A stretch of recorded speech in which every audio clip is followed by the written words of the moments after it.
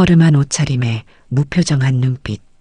낡은 수레를 끌고 다니던 할아버지가 손에는 새 5만 원권 다발을 쥔 채 정육점 앞에 서 있습니다. 시장 사람들조차 놀란 그 노인의 정체는 그 누구도 상상하지 못했습니다. 모두를 충격에 빠지게 한 그 노인에게는 무슨 일이 있었던 걸까요? 이야기를 시작하기 전 저에게 힘이 되는 구독과 좋아요를 부탁드립니다. 지금 영상을 어디서 보고 계신지 댓글도 남겨주세요. 구독자분들의 이야기도 들을 수 있는 그날을 기다리며 오늘의 사연을 시작하겠습니다.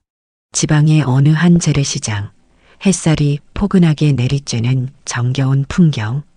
생선가게에서는 아줌마들이 고등어를 고르며 흥정을 벌이고 채소가게 앞에서는 할머니들이 수다꽃을 피우고 있습니다. 그 중에서도 유독 분주한 곳이 하나 있으니 바로 현순의 정육점이었습니다. 어서 오세요. 오늘 등심이 특히 좋아요. 25해 동안 한 자리를 지켜온 현수의 솜씨는 여전히 빠르고 정확했어요. 칼질 하나하나에 세월의 내공이 묻어났습니다. 단고라 주머니 한 분이 오셨어요. 현수야, 불고기용으로 500g만 썰어줘. 네, 금방 해드릴게요. 오늘 아드님 생일이라고 하셨죠? 어머, 그걸 기억하고 있네. 역시 현수가 최고야. 현수는 능숙하게 고기를 썰어 포장지에 싸며 웃었습니다. 이런 정겨운 대화가 그의 하루를 채우는 소소한 행복이었습니다. 시계는 오후 3시를 가리켰고 평소라면 손님이 뜸해지는 시간대였습니다. 그때였습니다. 어디선가 술의 바퀴가 굴러오는 소리가 들려왔어요. 현수가 고개를 들어보니 시장 골목 저편에서 허름한 옷차림의 노인 한 분이 낡은 손수레를 끌고 오고 있었습니다. 75의 정철 할아버지셨어요. 발엔 작업복에 때 묻은 운동화, 그리고 세월의 무게가 고스란히 새겨진 얼굴이었습니다. 현수는 속으로 생각했습니다. 처음 보는 분이시네. 정철 할아버지는 무표정한 얼굴로 정육점 앞에 수레를 세웠어요. 그리고는 잠시 진열장을 훑어보더니 현수를 향해 고개를 끄덕였습니다. 주인장, 네, 어서 오세요. 뭐 드릴까요? 소고기 좀 주세요. 네, 어떤 부위로 드릴까요? 정철 할아버지는 잠시 망설이더니 진열장을 가리키며 말했어요. 저기 있는 거 다요. 예? 다요? 저기 써 있는 대로 등심 10kg, 안심 10kg, 갈비 10kg. 현수의 눈이 휘둥그레졌어요. 이런 대량 주문은 식당에서나 받아봤지 개인이 이렇게 많이 사가는 경우는 처음이었거든요. 아, 혹시 식당 하시나요? 아니요. 그럼 오늘 잔치 있으신 거예요? 그냥 필요해서요. 더 이상 묻기 어려운 분위기였습니다. 현수는 어쩔 수 없이 고기를 준비하기 시작했어요. 시장 상인들의 시선이 하나둘 이쪽으로 모였습니다. 누군가 이렇게 많은 고기를 사는 모습이 신기했었거든요. 저 할아버지, 고기 정말 많이 사네. 그러게 말이야. 저렇게 많이 사서 뭘 하려고. 현수는 고기를 포장하면서도 귀는 주변 소리에 곤두서 있었어요. 자신도 모르게 의심의 씨앗이 마음 한구석에 자라나기 시작했습니다. 10분 만에 드디어 포장이 끝났고 총 30kg의 소고기가 커다란 봉지 6개에 나뉘어 담겨 있었습니다. 다 됐습니다. 다 해서 250만 원이에요. 정철 할아버지는 아무 말 없이 메고 있던 가방에서 돈 뭉치를 꺼냈어요. 그런데 그 돈이 예사롭지 않았습니다. 빳빳하게 새 돈들이 다발로 묶여 있었고 그 모습을 본 현수의 시선은 그 돈 뭉치에 고정됐습니다. 마치 은행에서 바로 찾아온 듯한 새 5만 원권들이 여러 다발 들어 있었거든요. 현금으로 다 주시는 거예요? 네, 맞아요. 정철은 정확히 250만 원을 세며 대답했습니다. 현수는 왠지 돈을 받으면서도 마음이 편치 않았어요. 많은 매출로 좋은 기분이었지만 한 구석에는 찜찜함이 있었습니다. 고맙습니다. 또 오세요. 정철 할아버지는 고개만 살짝 끄덕이며 무거운 고기 봉지들을 수레에 실었습니다. 30kg이나 되는 무게인데도 꿋꿋하게 혼자서 다 옮겨 담고 수레를 끌었습니다. 끼익끼익 소리를 내며 다시 수레 바퀴 소리가 멀어져 갔어요. 현수는 그 뒷모습을 바라보며 복잡한 심정이 들었습니다. 그때 기다렸다는 듯 옆가게 반찬집 사장님이 다가왔습니다. 현수야, 오늘 퇴근해도 되겠네? 근데 저 할아버지 뭔가 수상하지 않았어? 저도 그런 생각이 들긴 했어요. 처음 보는 분인데 갑자기 고기를 30kg나 사가시네요. 그것도 현금으로 말이야. 요새 누가 그렇게 많은 현금을 들고 다녀? 현수는 고개를 끄덕였어요. 분명히 뭔가 이상한 구석이 있다는 생각이 들었습니다. 하지만 손님이 정당하게 돈을 내고 물건을 산 것인데 뭐라고 할 수는 없는 노릇이었습니다. 해는 기울어가고 시장에는 저녁 준비를 위한 사람들로 다시 활기가 돌았어요. 하지만 현수의 마음에는 아직도 그 할아버지의 모습이 선명하게 남아 있었습니다. 무표정한 얼굴, 행색과 어울리지 않는 현금 뭉치, 그리고 30kg이나 되는 소고기까지. 과연 저 할아버지는 그 많은 고기로 무엇을 하려는 건지 현수는 가게 문을 정리하면서도 계속 그 생각에 빠져 있었습니다. 25년간 정육점을 하면서 처음 느끼는 감정에 평온했던 일상에 작은 파문이 일기 시작한 것만 같았어요. 시장의 하루가 저물어갔고 현수는 마지막 청소를 하면서도 자꾸만 시장 입구 쪽을 돌아봤습니다. 혹시 그 할아버지가 다시 나타나지 않을까 하는 묘한 기대감과 함께 현수의 일생에 평범하지 않았던 하루가 끝나고 새로운 이야기의 시작을 알리는 밤이 깊어갔습니다. 그렇게 한번 다녀가신 정철 할아버지는 안 오시는가 싶었는데 다음 주가 되니 또 나타나셨어요. 월요일 아침 10시 똑같은 수레를 끌고 시장 골목 저편에서 나타나신 겁니다. 어디선가 익숙하게 들려오는 수레 바퀴 소리에 현수는 고개를 들었어요. 할아버지 오셨네요. 주인장, 지난번처럼 주세요. 마치 현수는 기다렸다는 듯 고기를 준비하기 시작했습니다. 어김없이 같은 양이었고 어김없이 현금 다발을 받았습니다. 그런데 이상한 건 수요일에도 금요일에도 똑같이 오신다는 거였습니다. 일주일에 3번 정확히 10시에 똑같은 양을 사가시는 패턴이 반복되기 시작했어요. 여전히 매출은 늘어서 기분은 좋았지만 날이 갈수록 현수의 마음 한편에는 묘한 걱정이 자리 잡기 시작했습니다. 한 달이 지났을 때였어요. 현수는 용기를 내어 물어봤습니다. 할아버지 혹시 이렇게 많은 고기를 어디에 쓰세요? 하지만 할아버지는 여전히 무표정한 얼굴로 아무 대답도 하지 않으셨어요. 가족 행사가 많으신가 봐요. 그냥 필요해서요. 여전히 같은 대답만 돌아왔고 민망해진 현수는 더 이상 캐묻기도 어려웠어요. 그날 오후 반찬가게 사장님이 신기한 소식을 가지고 왔습니다. 형님, 무슨 일이세요? 우리 시장 말고 다른 데서도 그 할아버지 본 사람이 있다는 거야. 네? 정말요? 그렇다니까. 서부시장 정육점에서도 행색이 여름하신 할아버지가 와서 수백만 원어치 고기를 현금으로 사간다고 난리야. 그럼 같은 분일 가능성이 있겠네요. 응, 옷차림도 똑같고 늘 현금으로 계산한다는 거야. 현수의 눈이 커졌어요. 한 군데가 아니라 여러 시장을 다니신다는 말이었거든요. 그것도 우리 시장 오는 날이랑 다른 날에 간다는 거야. 현수는 점점 복잡해졌어요. 도대체 한 사람이 그렇게 많은 고기를 매일같이 사서 뭘 하려는 건지 궁금했습니다. 이틀 후 금요일에 어김없이 나타난 정철 할아버지를 보며 현수는 더욱 조심스럽게 관찰했어요. 할아버지의 행동 하나하나가 이제는 너무 신경이 쓰였습니다. 똑같은 복장의 현금 다발, 변하지 않는 무표정, 그리고 똑같은 주문. 오늘도 같은 거 드리면 되시는 거죠? 네, 맞아요. 간단한 대답과 함께 또다시 250만 원을 건네시는 할아버지의 모습이었어요. 그날 저녁 집에 돌아간 현수는 아내에게 털어놓았어요. 그 할아버지 또 오셨어? 응, 근데 좋기보다는 이상하고 궁금하더라고. 좋은 고객이면 되는 거 아니야? 그렇긴 한데 뭔가 좀 그래. 현수는 말끝을 흐렸습니다. 뭔가 설명하기 어려운 찜찜함이 계속 마음에 남아 있었거든요. 그렇게 또 일주일이 지나고 정철 할아버지의 방문은 더욱 정확한 패턴을 보였어요.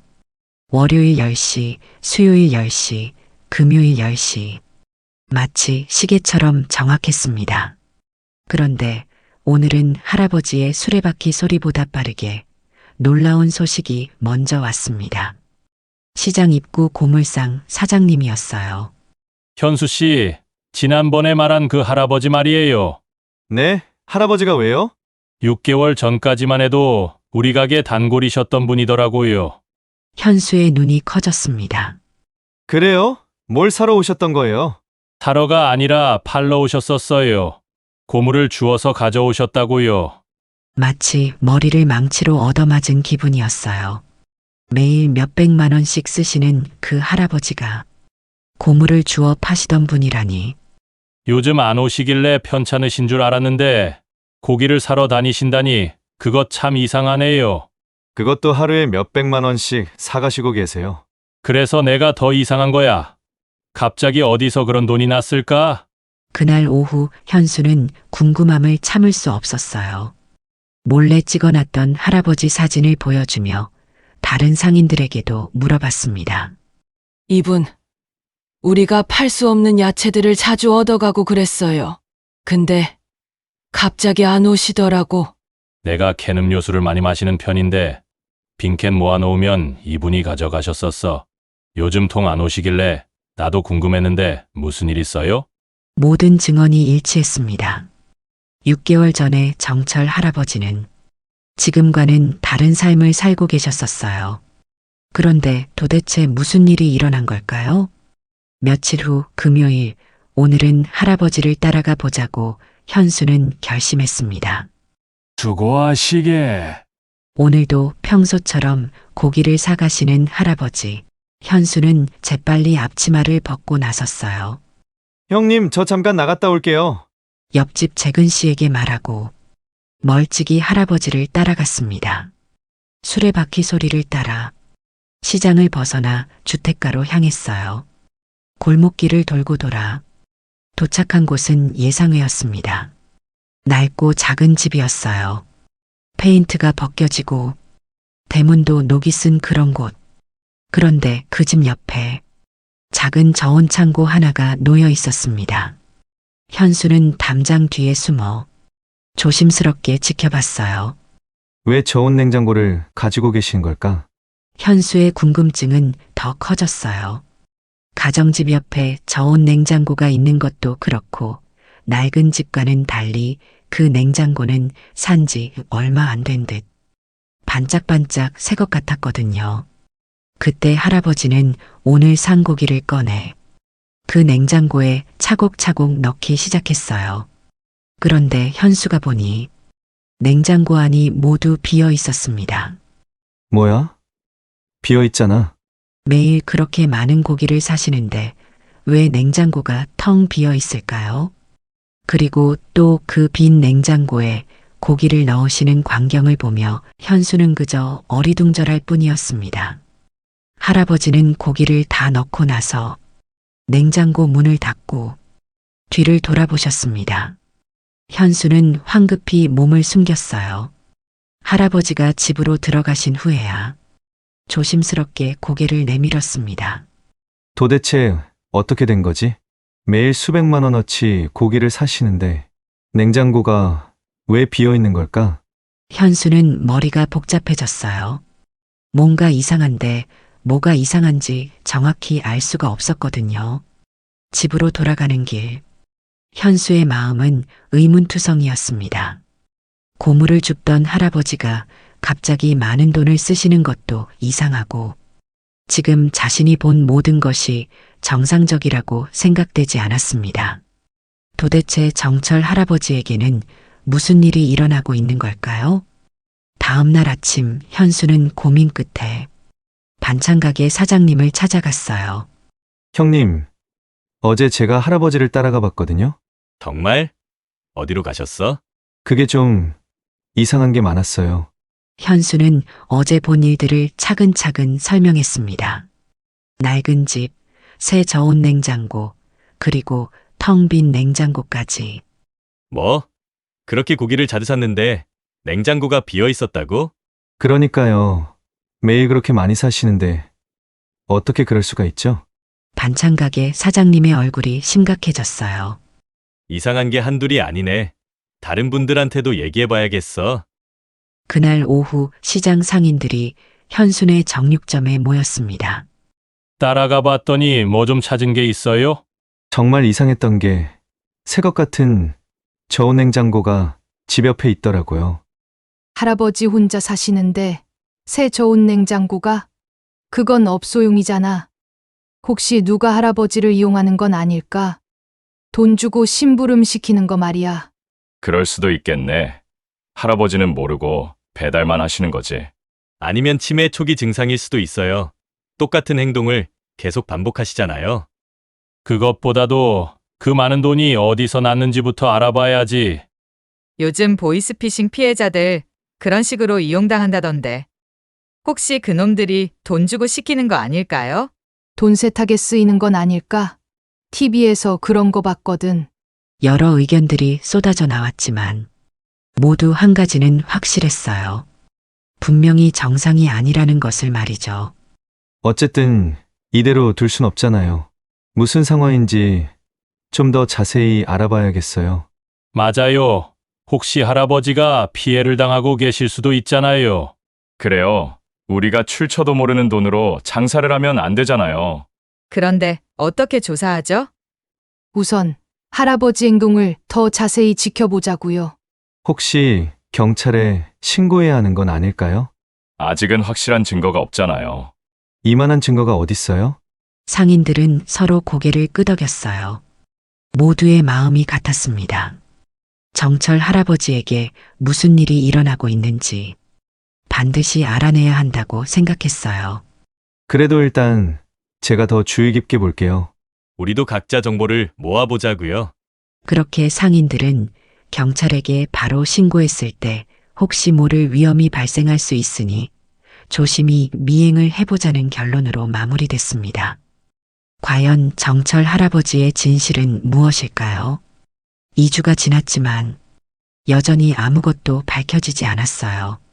금요일 아침 할아버지가 오시기 전에 반찬가게 사장님이 급하게 달려왔습니다. 현수야, 시장 통장님이 경찰서에 신고했대. 현수의 얼굴이 굳어졌어요. 경찰이요? 응, 우리가 얘기한 거 듣고 이상하다고 생각하셨나 봐. 그날 오후 시장에 경찰복을 입은 남자가 나타났어요. 안녕하세요. 저는 관할경찰서 박병수경위입니다. 상인들이 하나둘 모여들었어요. 시장 통장님께 들었는데 수상한 분이 계시다면서요? 아, 네. 그런 할아버지가 계세요. 어떤 분인지 자세한 얘기 부탁드립니다. 현수와 상인들은 지금까지 겪은 일들을 병수 경위에게 차근차근 설명했습니다. 매주마다 몇백만 원어치의 고기를요? 네, 맞습니다. 마침 오늘이 금요일이니 제가 할아버지를 기다려보겠습니다. 혹시 그분 오시면 자연스럽게 행동해 주세요. 그렇게 병수의 지침에 따라 자리를 정리 후 할아버지를 기다렸고 할아버지가 평소처럼 나타났을 때 박병수 경위는 멀리서 지켜보고 있었어요. 그런데 오늘은 이상했어요. 평소보다 옷차림이 깔끔했고 술에도 가지고 오지 않으셨습니다. 할아버지 오셨어요? 주인장, 오늘은 등심 2kg만 주세요. 현수는 깜짝 놀랐어요. 평소 30kg씩 싸가시던 분이 갑자기 1kg만 주문하시다니요. 1kg요? 오늘은 어쩐 일이세요? 너무도 달라진 모습에 현수는 긴장된 마음으로 물어봤지만 여전히 할아버지는 대답을 하지 않으셨습니다.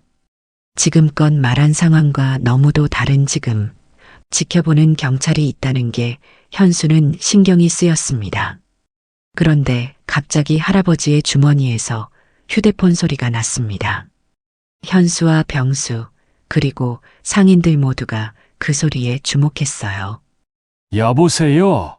중요한 전화를 받는 할아버지의 목소리였습니다. 전화 너머에서 뭔가 다급한 목소리가 들려왔어요. 할아버지의 표정이 순간 굳어졌습니다. 네, 알겠습니다. 지금 바로 가겠습니다. 평소와는 전혀 다른 다급한 목소리였어요. 할아버지는 전화를 끊고 현수에게 돈다발을 대충 건넨 뒤 고기 봉지를 꽉 움켜쥐며 평소보다 훨씬 빠른 걸음으로 시장을 떠나기 시작했습니다. 할아버지, 거스름 돈 받아가셔야죠. 하지만 할아버지는 뒤도 돌아보지 않고 급하게 사라져버렸어요. 병수 경위가 재빨리 다가왔습니다. 방금 전화 내용 들으셨나요? 아니요. 자세히 듣지는 못했지만 누군가 급하게 부르는 것 같았어요. 너무 급하게 가시는 할아버지를 부를 수 없었던 박병수 경위는 난감한 표정이었습니다. 이내 결심한 듯 병수는 말했어요. 아무래도 제가 그분 뒤를 따라가 봐야겠어요. 병수는 급하게 할아버지가 간 방향으로 뛰어갔어요. 남겨진 상인들은 서로를 바라보며 뭔가 확인이 되는 좋은 소식이 있길 바랬습니다. 이제 곧 밝혀지겠지? 경찰까지 따라갔으니 뭔가 소식이 있겠죠. 현수는 손에 든 돈을 바라보며 가슴이 두근거렸어요. 과연 할아버지에게는 무슨 급한 일이 있었을까요? 그리고 경찰은 무엇을 발견하게 될까요? 다음 날 시장 사람들에게 더 놀라운 일이 기다리고 있을 줄은 아무도 몰랐습니다. 할아버지가 향한 곳은 바로 관할경찰서였습니다. 병수는 의아해하며 할아버지 뒤를 따라 경찰서에 들어갔어요. 경찰서 안은 조금 어수선했습니다. 할아버지는 접수대로 다가가셨어요. 김정철 어르신 기다리고 계셨죠? 네. 그런데 정말인가요? 네, 맞습니다. 30년 전 따님 사건의 범인을 잡았습니다. 30년 전 사건이라니 병수는 깜짝 놀랐어요. 조모 씨라는 사람인데 다른 사건으로 구속되면서 추가 범죄가 드러났습니다. 할아버지의 다리가 후들거렸어요. 정말로 잡힌 건가요? 이게 꿈은 아닌 거죠? 네, 저희가 확보하고 있는 DNA와 일치했고 본인도 자백했습니다. 할아버지가 주저앉으려 하자 병수가 재빨리 부축했어요. 할아버지, 괜찮으세요? 누구십니까? 저는 박병수 경이라고 합니다. 시장에서 제보가 들어와 어르신을 만나뵈려고 했었습니다. 할아버지의 눈에서 눈물이 흘러내렸어요. 시장에서 제보가요? 네, 어르신께 도대체 무슨 일이 있으셨던 건가요? 할아버지는 눈물을 흘리시며 떨리는 목소리로 말씀하셨어요. 우리 딸이 직장에서 받은 첫 월급으로 지 엄마 아빠랑 맛있는 고기 먹겠다고 사들고 오던 길이었어요. 병수는 경찰의 직감으로 그 다음 이야기가 예상됐습니다. 오던 길에 강도를 만났고 저항하던 우리 딸을 그놈이 그 사고로 딸을 잃고 시름시름 앓다가 몇 개월 후에는 아내까지 세상을 떠나고 말았어요. 나는 내 가족을 뺏어간 그 범인놈을 찾겠다고 모든 걸 버렸어요. 그렇게 정신없이 다니다가 세월에 뒤돌아보니 가족만 잃은 게 아니더군요. 내 형편도 건강도 모든 게 엉망이 되었습니다. 병수는 이제 모든 게 이해됐어요. 할아버지가 왜 그렇게 사셨는지 말이에요. 몇십 년 넘게 그놈을 잡겠다고 허송세월을 보내고 나니 생계를 위해 할 수 있는 건 고물을 갖다 파는 일뿐이었습니다. 그런데 몇 달 전에 고물 줍던 자리에서 구겨진 종이를 하나 주었어요. 로또 용지였더군요. 설마 당첨이 되신 거예요? 네, 맞아요. 1등이었어요. 3개월이나 2월 돼서 당첨금이 무려 120억이라고 했습니다. 너무 당황스러웠고 기분은 좋았지만 누군가 잃어버린 복권으로 당첨된 거라 마냥 기쁘지는 않았습니다. 구겨져 있었다면 버렸을 수도 있었을 테니 너무 자책하지는 마세요. 맞아요. 미안함도 있었지만 그래도 큰돈이 생기니까 죽은 딸과 아내가 더 생각났습니다. 할아버지는 잠시 말을 멈추고 눈물을 닦으셨어요. 딸이 사고를 당했던 그날로 계속 돌아갔어요. 그때 이런 돈이 있었으면 우리 수키가 그런 사고를 당하지는 않았을 텐데라고 말이죠. 그래서 막연하게 이 돈으로 어려운 사람들한테 고기를 사주자고 생각했어요. 그래서 매주 시장에 오신 거군요. 평생 이런 큰 돈을 만져본 적이 없으니 어떻게 써야 할지도 몰랐으니까요. 얘기를 듣던 병수는 가슴이 먹먹해졌어요. 긴 세월 한 아버지가 견뎌낸 아픔이 얼마나 깊었을지 병수는 감히 상상도 어려웠습니다. 그런데 제가 제보받은 내용과 오늘 조금 다르게 보이셨는데 이유 좀 여쭤봐도 될까요? 딸과 아내 빈소에 가려던 참이었어요. 그동안 품어온 그리움이 터져 나오듯 할아버지는 다시 흐느끼셨어요. 어르신 정말 고생 많으셨습니다. 이제야 아내와 딸한테 웃으면서 말해줄 수 있게 되었네요. 그 순간 정철 할아버지는 오래도록 짊어졌던 무거운 짐을 조금 내려놓으신 것 같았어요. 그날 저녁 병수는 시장으로 돌아왔어요. 걱정 많이 하셨죠? 할아버지는 괜찮으십니다. 어떻게 되신 거예요? 개인적인 사연이 있으셨어요. 범죄와는 전혀 관련이 없으십니다. 자세한 얘기는 할아버지께서 직접 말씀하시는 게 좋을 것 같습니다. 하지만 월요일이 되었는데도 할아버지는 시장에 나타나지 않으셨어요. 화요일에도 그리고 수요일에도 할아버지의 모습은 보이지 않았습니다. 할아버지가 며칠째 안 오시네? 금요일에 그렇게 급하게 가시더니 왜 안 오실까? 상인들은 점점 불안해졌어요. 매주 빠짐없이 오시던 분이 며칠째 오시지 않으셨기 때문입니다.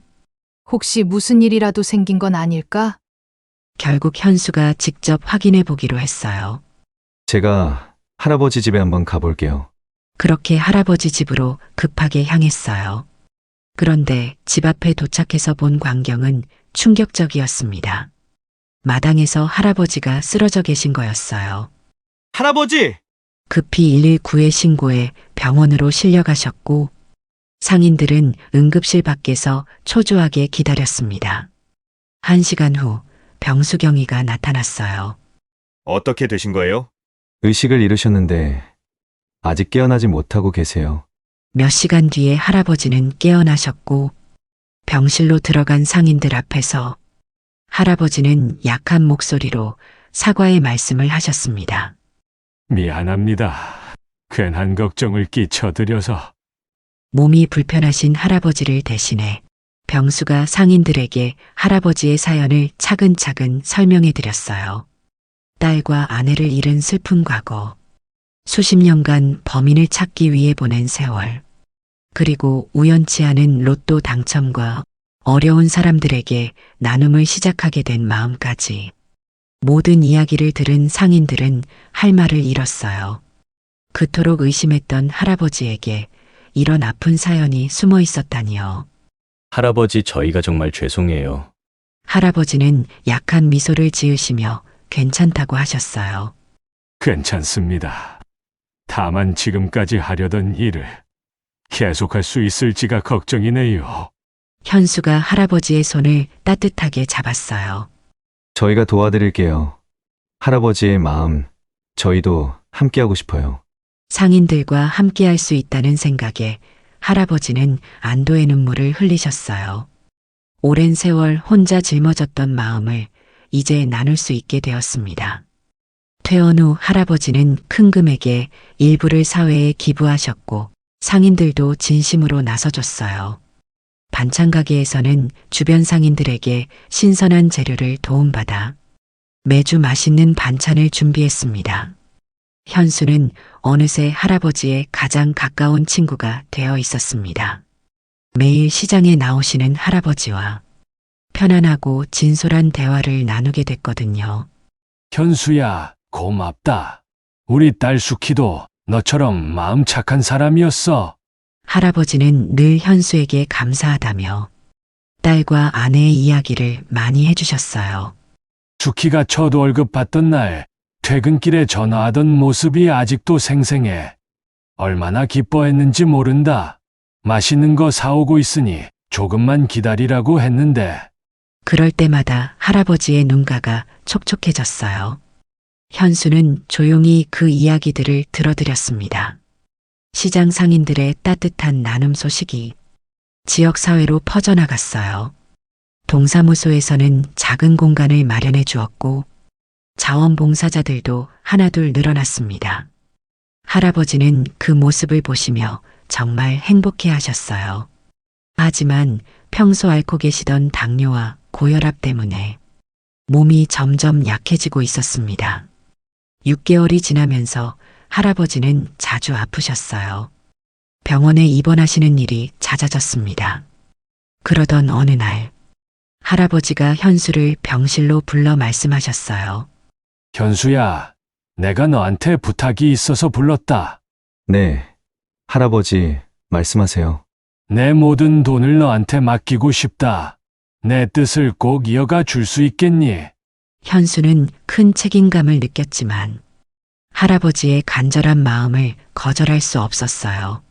알겠습니다, 할아버지. 꼭 그렇게 할게요. 며칠 후, 할아버지는 조용히 눈을 감으셨습니다. 마지막 순간까지 현수의 손을 꼭 잡고 계셨어요. 그 따뜻했던 손이 차가워지는 순간, 현수는 목 놓아 울었습니다. 장례식에는 시장 상인들뿐 아니라 나눔에 참여했던 수많은 시민들이 찾아왔어요. 할아버지가 얼마나 많은 사람들에게 사랑받았는지 알 수 있었습니다. 할아버지는 딸 수키와 아내 곁에 묻히셨어요. 이제야 오랜 기다림이 끝난 거였습니다. 할아버지가 떠나신 후 현수는 약속대로 나눔을 계속해 나갔어요. 하지만 시간이 지나면서 마음속에 작은 갈등이 생기기 시작했습니다. 은행 통장에 찍힌 거액의 숫자를 볼 때마다 현수의 마음이 흔들렸어요. 이 돈이면 내 가게를 더 크게 할 수 있을 텐데, 아이들 교육비도 마련할 수 있고, 가족들을 더 편하게 해줄 수 있을 텐데. 그런 생각들이 자꾸만 머릿속을 맴돌았습니다. 현수도 한 가정의 가장이었고 사람이었기 때문입니다. 특히 아들의 대학 등록금이 걱정될 때면 더욱 그런 유혹이 강해졌어요. 여보, 요즘 많이 힘들어 보여. 아니야, 걱정해줘서 고마워. 하지만 괜찮지 않았어요. 할아버지와의 약속과 현실적인 필요 사이에서 현수는 점점 지쳐갔습니다. 그러던 어느 날, 현수는 더 이상 견딜 수 없어서 할아버지 묘소를 찾았어요. 묘비 앞에 무릎을 꿇고 앉은 현수는 마음속 고민을 털어놓기 시작했습니다. 할아버지, 정말 죄송해요. 사람이라는 게 시간이 지나면서 무뎌지다 보니 할아버지 돈을 제 것처럼 생각한 것 같아요. 가족들을 걱정하다 보니 제가 자꾸 다른 생각을 했습니다. 현수의 목소리가 떨리며 눈물이 쏟아져 내렸어요. 죄책감과 책임감이라는 감정이 섞이면서 가슴이 미어졌습니다. 제가 이런 마음을 가져서 정말 죄송해요. 할아버지는 저를 믿어주셨는데. 현수의 눈물이 뺨을 타고 흘러 손까지 떨어져 내렸습니다. 그때였어요. 어디선가 나비 한 마리가 날아와 눈물이 떨어진 현수의 손 위에 앉았어요. 작지만 아름다운 하얀 나비였습니다. 나비는 다시 현수의 주변을 빙글빙글 돌더니 할아버지 묘비에 살그머니 앉았어요. 현수는 숨을 죽이고 그 모습을 바라봤습니다. 나비는 마치 현수의 이야기를 듣고 있는 것처럼 가만히 날개를 접고 있었어요. 바람이 살짝 불었지만 나비는 날아가지 않았습니다. 오히려 현수를 향해 날개를 펄럭였어요. 그 순간 현수는 느꼈습니다. 할아버지가 괜찮다며 자신을 위로해주고 있다는 걸 말이에요. 할아버지 지켜봐 주세요. 이제 다시 시작할게요. 나비는 한참을 머물다가 천천히 하늘로 날아올랐어요. 그 모습을 보며 현수는 마음이 편해졌습니다. 할아버지가 모든 걸 이해해 주신다고 느껴졌기 때문이에요. 현수는 일어서서 묘비를 정성스럽게 닦았어요. 할아버지, 힘들어도 꼭 약속 지킬게요. 그날부터 현수는 다시 마음을 다잡았어요. 할아버지의 뜻을 따라 꾸준히 나눔을 이어갔습니다. 가끔 힘들 때마다 그날의 나비를 떠올렸어요. 할아버지가 언제나 곁에서 지켜보고 계신다는 걸 잊지 않았습니다. 그렇게 시장에서는 오늘도 따뜻한 나눔이 계속되고 있어요. 현순의 정육점 앞에는 작은 현판이 걸려 있었습니다. 돌아가신 김정철 어르신을 기리며 할아버지의 사랑이 만든 기적이 오늘도 많은 사람들의 마음을 따뜻하게 하고 있어요. 사랑하는 사람을 잃은 아픔, 홀로 견뎌야 하는 외로움, 그 속에서도 다른 일을 생각하는 마음. 정철 할아버지가 보여주신 것은 진정한 사랑의 의미였습니다. 때로는 우리도 현수처럼 흔들릴 수 있어요. 하지만 그럴 때마다 기억해야 할 것이 있습니다. 작은 나눔 하나가 누군가에게는 큰 희망이 될 수 있다는 것을, 우리의 따뜻한 마음이 세상을 조금씩 바꿀 수 있다는 것을 말이에요. 그리고 그 작은 사랑의 실천은 지금도 어딘가에서 계속되고 있을 겁니다. 오늘도 이렇게 정철 할아버지와 현수의 따뜻한 이야기를 마칩니다. 여러분의 사연도 함께하는 그날을 위해 구독과 좋아요를 눌러주세요. 감사합니다.